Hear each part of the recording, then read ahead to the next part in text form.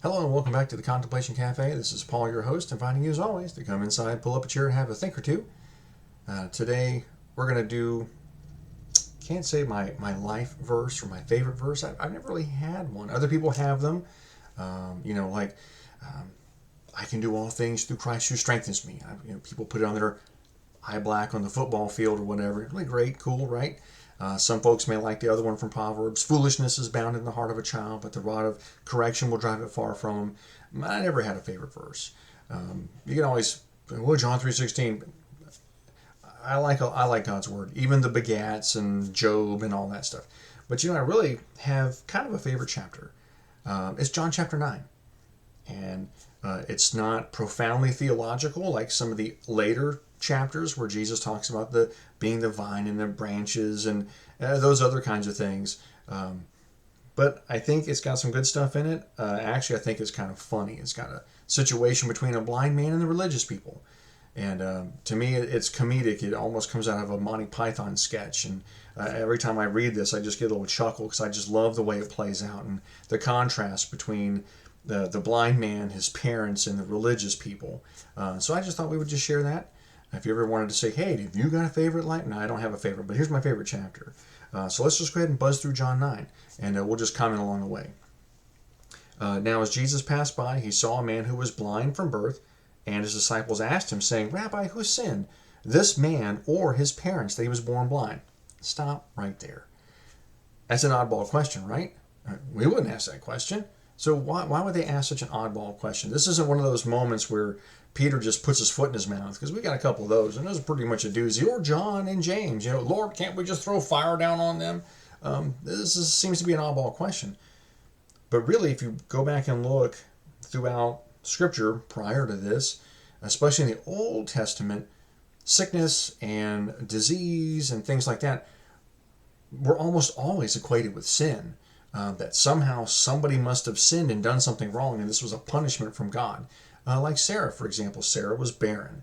And in that culture, because you couldn't have children, that you must have been cursed by God. You did something really offensive, and God's just putting it on you. And remember, Sarah lived up into her 90s before she had a kid. So imagine decades of people talking about you and insulting you and behind your back, always the subject at a party somewhere. Oh, hey, there's Sarah. She never had a kid. And that's kind of rough. Can you imagine decades of putting up with that stuff? So in their mind, with their mindset, this was a completely legitimate question. And it was, who sinned? This man who was in the womb at the time, or his parents, that he was born blind? Jesus comes back with, neither this man nor his parents have sinned, but that the works of God should be revealed in him. Here we see another crazy thing, right? We see the sovereignty of God. This is God's sovereign plan. Can't explain it. Not going to poke around with it. This is what God wanted to do. So we're not going to in any way attempt to impugn the character or motives of the Almighty, lest we be the ones on the business end of his hot displeasure. No bueno. All right, so here we go. I must work the works of him who sent me while it's day. The night's coming when no one can work. As long as I'm in the world, I am the light of the world. When he had said these things, he spit on the ground and made some mud with the spit. He anointed the eyes of the blind man with the clay, and he said to him, go wash in the pool of Siloam, which is translated sent. Now, I can't imagine. Where are you going? Well, I'm going down to the pool of scent to hang out with the fellas. That just sounds kind of weird. But it is what it is. So he went and washed and came back seeing. Therefore the neighbors and those who had previously seen that he was blind said, hey, isn't that the guy who sat and begged? And some said, yeah, that's the guy. Others said, well, he looks like him. And he said, I'm that guy. That's me. Therefore they said to him, well, how did your eyes get opened up? And he said, a man called Jesus made mud and anointed my eyes and said to me, go to the pool of scent and wash. So I went and washed, and I received my sight. And they said to him, well, where is he? He's like, I don't know. Beats the heck out of me. I'm gone. So they brought him, who formerly was blind, to the Pharisees. It's like, O-nights who until recently said neat. And it was a Sabbath when Jesus made the mud and opened his eyes. And the Pharisees asked him again how he received his sight. And he said to him, He put mud on my eyes, I washed, and I see. Therefore, some of the Pharisees said, This man is not from God because he does not keep the Sabbath. Others said, Well, how can a man who's a sinner do such signs? And there was a division amongst them. Then they said to the blind man again, What do you say about him because he opened your eyes? And he said, Why, he's a prophet. But the Jews didn't believe concerning him that he had been blind and received his sight until they called the parents of him who had received his sight. Love the way they put all those words in there. And they asked him, saying, Is this your son who you say was born blind? How then does he now see? And his parents answered and said, Hey, yeah, we know that's our son, and he was born blind, but by what means he now sees, we don't know, or who opened his eyes, we don't know. He's an adult. Ask him. He can answer for himself. His parents said these things because they feared the Jews, for the Jews had already agreed that if anyone confessed that Jesus was the Messiah, they'd be put out of the synagogue.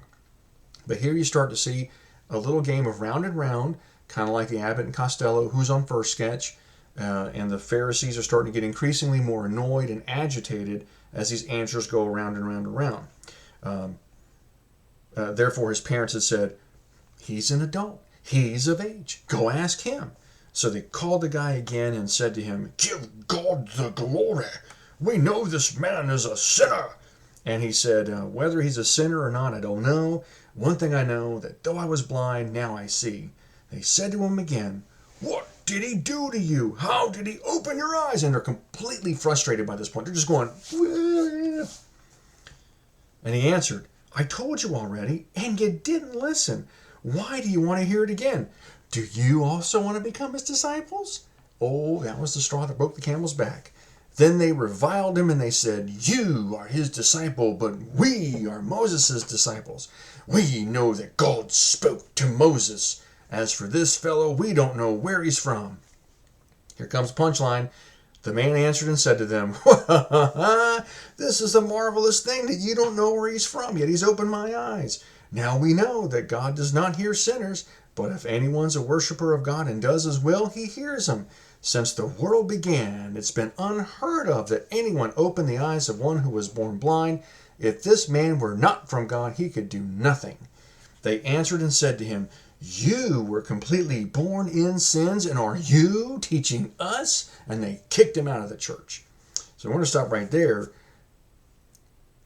Remember, we saw back up here the question, did the guy sin in the womb before he was even born? And here they are here. You were completely born in sins, as though the Pharisees were not completely born in sin. So very, very pious, very condescending and uppity.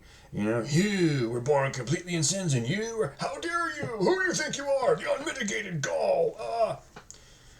So when Jesus heard they had thrown him out of the church, he found him and said to him, Do you believe in the Son of God? And he answered and said, Well, who is he, Lord, that I might believe in him? And Jesus said, Well, you've seen him, and you're talking to him right now. And he said, Lord, I believe. And he worshipped him. And Jesus said, For judgment I've come into this world, that those who do not see may see, and that those who see may be blind. Then some of the Pharisees who were with him heard these words and said to him, Are we blind also?